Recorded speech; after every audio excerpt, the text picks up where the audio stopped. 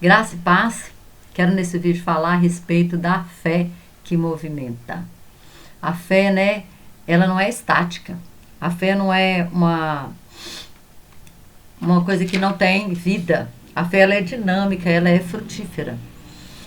Tiago fala assim, me mostra, né, a tua fé, que eu vou te mostrar as minhas obras. Através das minhas obras você vai ver a minha fé. Quando nós lemos Hebreus 11, você vai ver aquela galeria ali dos heróis da fé, e a fé deles são justificada pelas obras que eles fizeram. Aí você vai ver, né, que Abraão, pela fé, ele acreditou que quando ele foi apresentar Isaac, que Deus o poderia ressuscitar das cinzas. Ou seja, que Isaac iria morrer ali, naquele sacrifício, ia ser queimado, que o sacrifício tinha que ser queimado, né, a fumaça tinha que subir até Deus. E aí, daquela cinza, Abraão acreditava, né? Ele, pela fé, ele cria que Deus ressuscitaria Isaac, porque em Isaac havia uma promessa. Como assim, Senhor? O Senhor está mandando eu matar a promessa? Ele é a promessa. Isaac era a promessa de que Deus, né, ele faria de Abraão uma grande nação. E seria através de quem? De Isaac. A nação escolhida pelo Senhor. Nós sabemos que Abraão gerou várias nações, né, através de Ismael e dos outros filhos que ele teve depois. Mas era em Isaac que Deus havia feito uma promessa. E então, se você olhar lá nos heróis da fé, você vai ver que cada um ele tem uma obra que justifica a sua fé. Que tipo assim, autentica, né, a sua fé. A sua fé é autenticada ali por uma atitude. Então, a fé, ela é um movimento. Ela tem que trabalhar. A fé, se você falar, eu tenho fé, mas você não tem obra nenhuma, sua fé é morta. Você não tem fé. E muitas vezes a fé nos leva a arriscar. Olha o que acontece. Eu quero ler aqui Gênesis 15, versículo 5. Fala assim, Deus, eu vou ler o do 2. Então disse a Abrão, Senhor Deus, que me has de dar, pois ando sem filhos, e o mordomo da minha casa é o Damasceno Eliezer. Disse mais a Abrão, eis que não me tem dado filhos, e eis que um nascido na minha casa será o meu herdeiro. E eis que veio a palavra do Senhor a ele, dizendo, este não será o teu herdeiro, mas aquele que de tuas entranhas sair, este será o seu herdeiro. Então o levou para fora, e disse, olha agora para os céus, e conta as estrelas, se as pode contar. E disse-lhe, assim será a tua descendência. E lá em Gênesis 22, 17, ele fala também que a descendência seria como a areia do mar. Então, Abraão estava ali, né, queixoso. Senhor, quem vai ser? O Senhor não tem me dado filho. Né? Quem vai ser o meu herdeiro? Vai ser o mordomo Eliezer. Porque quando um homem não tinha filhos, nessa época, o servo mais velho, né, o empregado mais velho, ou o escravo mais velho, ele que herdava a fortuna do seu senhor. E aí Deus pegou e falou assim, Abraão, Abrão, até nessa época ainda era Abrão, né? Sai para fora. Ele estava dentro da tenda. E aí dentro da tenda ele estava com uma visão limitada. Quando você está dentro, né, de uma tenda, você tem o que a visão que era dele tinha? Das estacas, né, da lona cobrindo aquela tenda. Ele não conseguia, a visão dele estava pequena. E às vezes a gente está assim. Parece que nós estamos colocando Deus dentro de uma caixa, nós estamos limitando o poder de Deus, a nossa mente ela não expande para mostrar, né, o tamanho da glória de Deus. E Deus fala assim, olha para os céus. Agora, essa questão de mandar ele sair da tenda e olhar para os céus, Deus estava expandindo, né, a visão dele. Estava expandindo. Imagina, Abrão, ele não tinha a Bíblia naquela época, ele não tinha a Bíblia, não tinha igreja, não tinha o que nós temos hoje, né? E o que ele tinha agora? A voz de Deus. E toda noite, quando escurecia e ele olhava para as estrelas, ele lembrava da promessa de Deus na vida dele.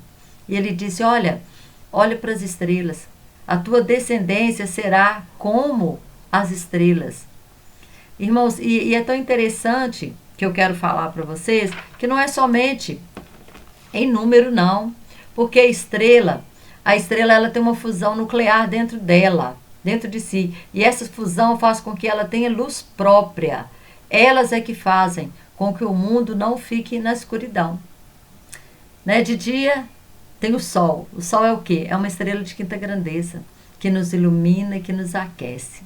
À noite tem a lua, mas a lua não tem luz própria. Quem é que ilumina? É o sol que reflete na lua, é que faz com que haja essa claridade. Então se nós dependemos que da estrela, porque sem a estrela, o mundo estaria numa terrível escuridão. E aí, quando nós olhamos para a Bíblia, o que Jesus fala aqui em Mateus 5, o 14, ele fala assim: vós sois a luz do mundo. Não se pode esconder uma cidade edificada sobre um monte, nem se acende a candeia e se coloca debaixo do alqueire, mas no velador, e dá luz a todos que estão na casa. Assim resplandeça a vossa luz diante dos homens, para que vejam as vossas boas obras e glorifique o vosso Pai que está nos céus. Ou seja, olha o que está falando. Boas obras, ela é gerada de quê? Pela fé. Porque é pela fé que nós aceitamos Jesus como nosso Salvador. E aqui que ele está dizendo que nós temos luz. Nós temos luz, que vós sois a luz do mundo. Por que nós somos a luz do mundo? Porque Cristo, que é a luz, ele está dentro de nós. E ele faz com que nós resplandeçamos. Então nós somos o quê? Quando o Senhor falou, olha para o céu, olha as estrelas. A sua descendência será como as estrelas dos céus. Ela será numerosa. Numerosa, porque Abraão, né? Hoje, através de Abraão, toda a humanidade, ela é salva. Toda a humanidade tem a oportunidade de ser salva. Não é que ela é salva, porque para ser salvo tem que aceitar o sacrifício de Cristo. Mas por causa de Abraão, toda a humanidade tem a oportunidade da salvação. E aí, quando ele estava falando, olha para as estrelas, ele não estava falando só em questão de número. Ele estava falando, a sua descendência será como a estrela também. Porque nós somos essa estrela. Nós temos luz dentro de nós. E nós podemos iluminar aonde nós estivermos. Para quê? Para que os homens, eles vejam as nossas obras. Ou seja, as nossas obras refletem a luz de Cristo que está dentro de nós. Então nós somos o que? Essa estrela, nós temos uma fusão nuclear dentro de nós. Por que a estrela ela tem luz? Porque acontece uma fusão nuclear. Quando é que acontece essa fusão dentro de nós? Essa fusão acontece quando nós nos fundimos com o Espírito Santo, quando nós aceitamos Jesus como Salvador, quando nós aceitamos Jesus como Salvador da nossa vida. Ele vem, o Espírito, nós nos tornamos templo do Espírito Santo. O próprio Deus vem habitar dentro de nós, o próprio Deus que é luz. E é por isso que o mundo não está em trevas. É por isso que o mundo não está em trevas. O mundo não está em trevas porque eu e você somos luz. E ainda estamos aqui nessa terra iluminando. Refletindo a glória do Pai. Refletindo a glória do Filho. Refletindo, né, a glória do Espírito Santo que está em nós. Então quando você pensa isso, olha a sua importância.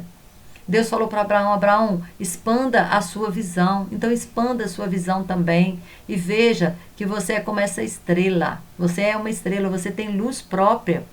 Então deixa a sua luz resplandecer em meio às trevas. Mas o Senhor fala mais ainda, fala lá em Gênesis 22:17. Deixa eu ler aqui o 22:17. Fala assim, olha para você ver, que deveras te abençoarei grandissimamente, multiplicarei a tua descendência como as estrelas dos céus e como a areia que está na praia do mar, e a tua descendência possuirão as portas dos seus inimigos. Irmãos, olha que coisa maravilhosa. Você sabe o que é areia? O que a areia é? Areia, ela é partículas de rocha. E quem que é a rocha? Jesus Cristo. E nós não somos partículas de Jesus? Nós somos cristãos, nós somos pessoas, discípulos de Cristo, somos um Cristo pequeno nessa terra, somos uma partícula de Cristo aonde nós estivermos, como a areia do mar, partícula dessa rocha. Então o Senhor estava dizendo muito mais para Abraão. Abraão, a sua descendência ela será como estrela e ela será como areia. Ela será como estrela nos céus. Ele estava dizendo o quê? De céu e de terra. Ele estava dizendo de céus, de estarmos, né, iluminando. E ele estava também falando da nossa utilidade de sermos o quê? Construtores. Por que a areia faz? A areia quando ela é misturada com o cimento, ela impede. Ela é muito importante no concreto, porque ela diminui a reação entre a água e o cimento e evita trincas e rachaduras. Olha a importância, né? Nós somos o quê? Chamados para ser areia na construção de outras vidas. Nós somos chamados para sermos construção, para construirmos, né, outras pessoas, para sermos areia na vida de outras pessoas, impedir, né, que haja trincas e rachaduras na vida daquela pessoa, de outras pessoas, de estarmos sendo usados para que vidas sejam edificadas, vidas sejam transformadas, vidas sejam alcançadas pelo Senhor. Então eu queria que você entendesse que a fé, ela move, ela expande, né? Quando eu deixo de crer, eu deixo de viver o melhor de Deus, eu deixo de comer o melhor dessa terra. Quando eu deixo, né? Fé muitas vezes vai te levar para uma situação de desconforto, vai fazer com que você saia da zona de conforto. A fé, às vezes, muitas das vezes, vai fazer você arriscar. Como nós vemos Pedro, né? Quando Pedro, no meio daquela tempestade, ele fala assim: Senhor, se é tu, né? Deixa-me ir ter contigo. E o Senhor fala: vem, Pedro, vem. Senhor, ele está nos chamando para viver o sobrenatural. Quando ele fala Pedro, vem, ele está dizendo: Pedro, vem viver o sobrenatural. O único homem que andou sobre as águas foi Pedro. Jesus andou, mas nós sabemos que Jesus era 100% homem, 100% Deus. Mas homem mesmo, como eu e você, foi Pedro. Pedro. Ele se arriscou. E muitas vezes a fé, ela nos leva a arriscar. A fé nos leva, nos tira da zona de conforto. Talvez naquela hora a zona de conforto fosse o barco. Não, aqui no barco é perigoso, posso até vir morrer, mas também eu posso me salvar. Agora, em meio a uma tempestade, ele ousou sair do barco. E enquanto ele olhou para Jesus, enquanto os olhos dele estavam fixos em Jesus, ele caminhou sobre as águas.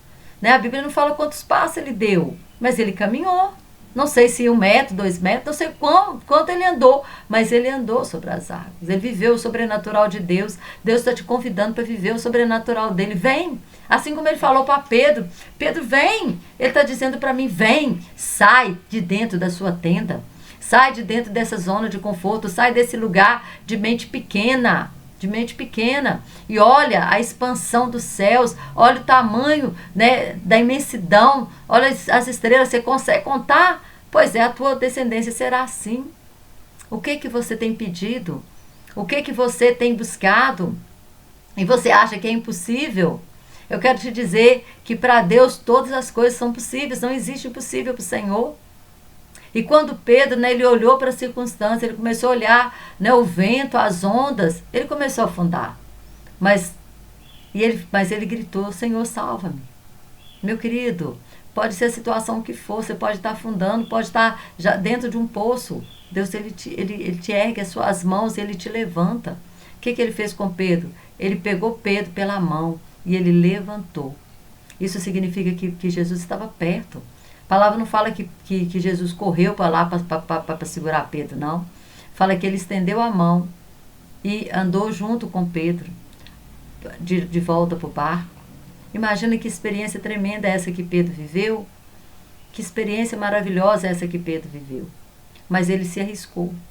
Ele teve coragem de descer do barco. Algumas pessoas falam que ele fracassou. Eu quero te dizer que ele não fracassou, não.